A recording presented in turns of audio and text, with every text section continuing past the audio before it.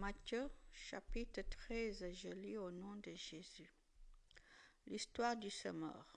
Ce jour-là, Jésus sort de la maison et il va s'asseoir au bord du lac. Des foules nombreuses se rassemblent autour de lui. C'est pourquoi il monte dans une barque et il s'assoit. Toute la foule reste au bord de l'eau. Jésus enseigne beaucoup de choses aux gens en utilisant des comparaisons. Il leur dit: le semeur va au champ pour semer. Pendant qu'il sème, une partie des graines tombe au bord du chemin. Les oiseaux viennent et y mangent tout. Une partie des graines tombe dans les pierres, là où il n'y a pas beaucoup de terre. Elles poussent tout de suite parce que la terre n'est pas profonde. Mais quand le soleil est très chaud, il brûle les petites plantes et elles sèchent parce qu'elles n'ont pas de racines.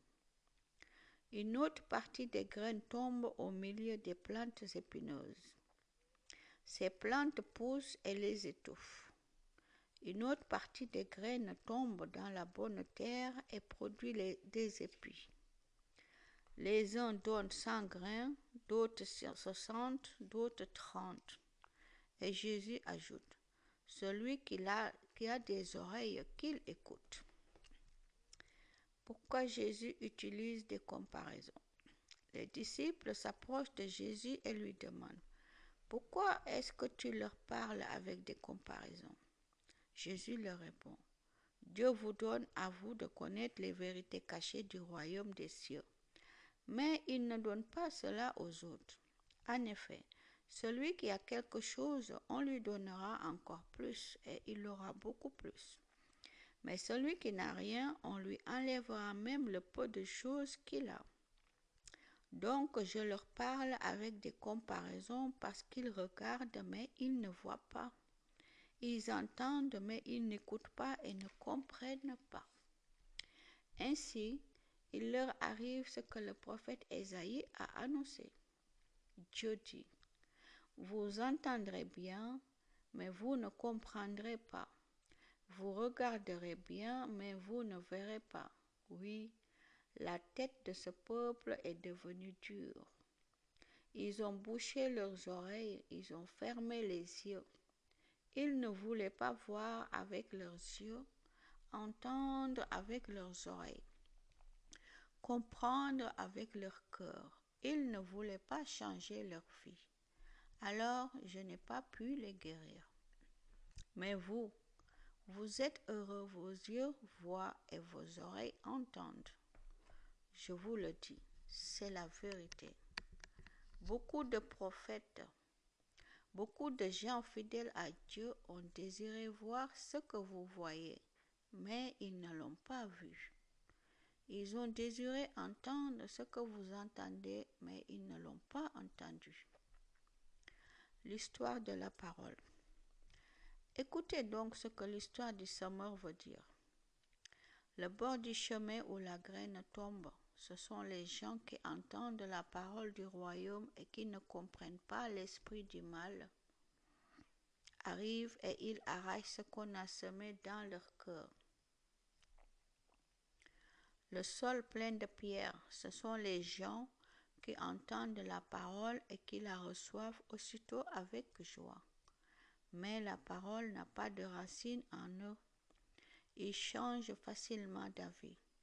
Alors, quand il y a une difficulté, ou quand on les fait souffrir à cause de la parole, ils abandonnent tout de suite.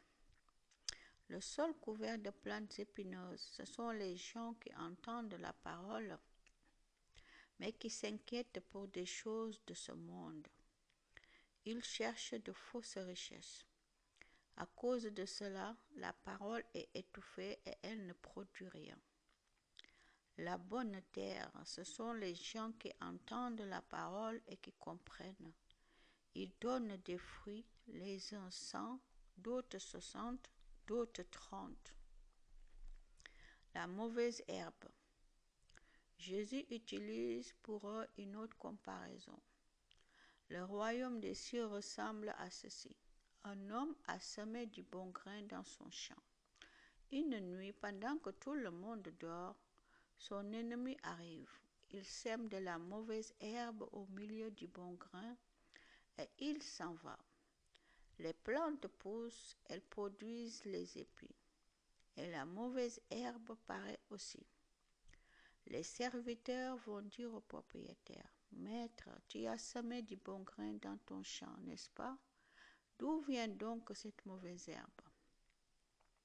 Il leur répond, c'est un ennemi qui a fait cela.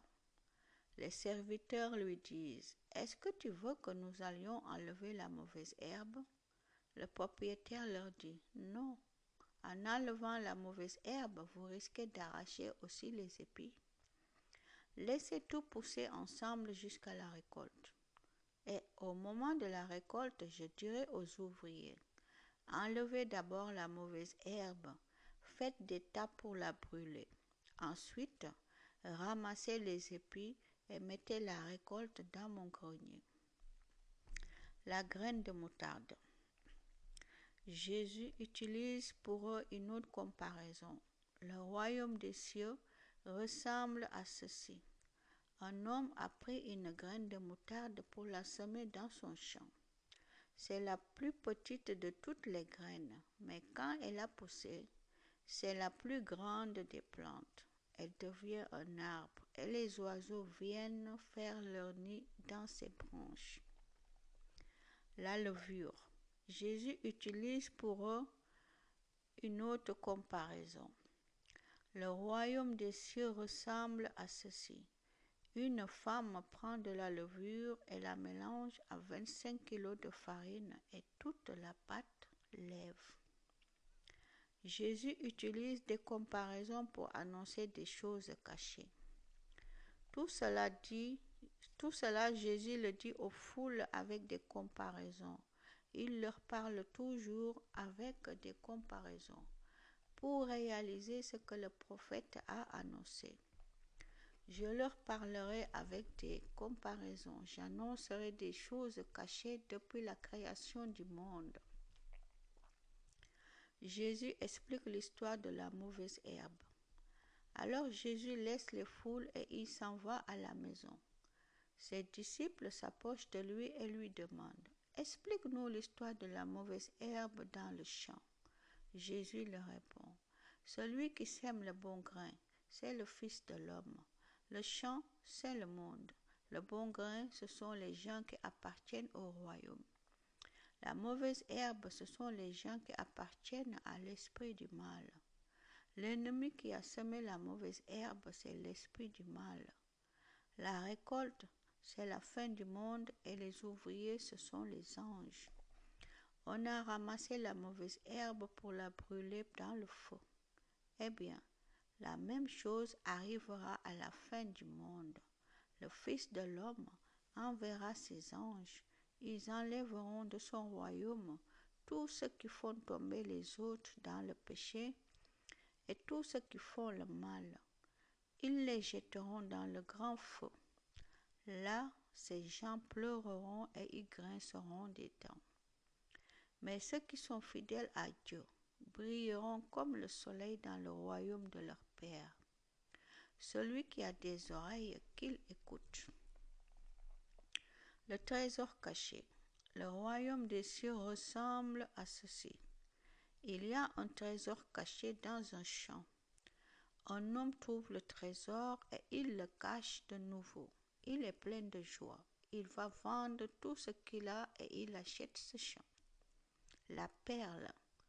Le royaume des cieux ressemble encore à ceci. Un marchand cherche de belles perles.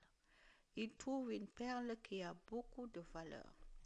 Alors, il va vendre tout ce qu'il a et il achète la perle. Le filet. Le royaume des cieux ressemble encore à ceci. On jette un filet dans le lac et il ramène toutes sortes de poissons. Quand le filet est plein, les pêcheurs le tirent au bord de l'eau.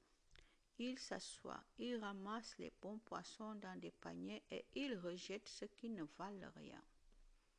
À la fin du monde, ce sera la même chose. Les anges viendront séparer les méchants et les justes. Ils jetteront, ils jetteront les méchants dans le grand feu. Là, ils pleureront et grinceront des dents. Conclusion. Jésus demande à ses disciples, est-ce que vous avez compris tout cela? Ils lui répondent oui. Jésus leur dit, un maître de la loi qui devient disciple du royaume des cieux, voici à qui il ressemble. Il est comme un maître de maison qui tire de son trésor des choses nouvelles et des choses anciennes. Les gens de Nazareth ne croient pas en Jésus. Quand Jésus a fini d'enseigner avec ses comparaisons, il quitte cet endroit. Il va dans la ville de Nazareth où il a grandi et il se met à enseigner les gens dans leur maison de prière. Ils sont très étonnés et ils disent, qui lui a donné cette sagesse? Qui lui a donné le pouvoir de faire ces miracles? Pourtant, c'est bien le fils du charpentier. Sa mère s'appelle Marie et il a pour frères Jacques, Joseph, Simon et Jude. Ses sœurs vivent tous chez nous. Alors, qui lui a donné cette sagesse et ce pouvoir? Et cela les empêche de croire en Jésus.